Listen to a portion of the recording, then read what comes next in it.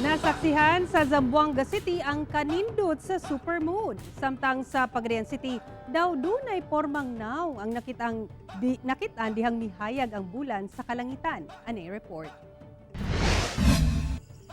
Mo kini ang nasaksihan sa mga Zamboangueños sa barangay Malagutan sa Zamboanga City alas 8 Martes sa gabi. Mihayag ang kalangitan tungod sa supermoon. Ang supermoon sagad masaksihan kung mas duol kini sa kalibutan, busa mas dako kini kung tanawon. Apan sa Pagadian City, pinasay usap ang nasaksihan sa mga residente alas 9 Martes sa gabi. Sa video nga kuha sa usa sa mga netizen, sa unang tanaw daw normal lamang ang pagkahayag sa bulan. Apan dihang gi-zoom na ang kamera, daw makita ang hugis sa naong sa usa ka tawo kung asa duwa na kini mga mata.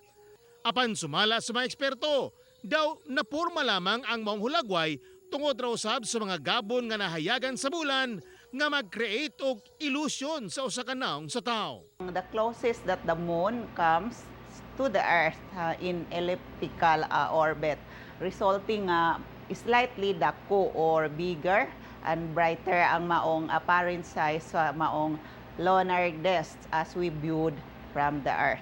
Ako si Teco Campo para sa One Mindanao.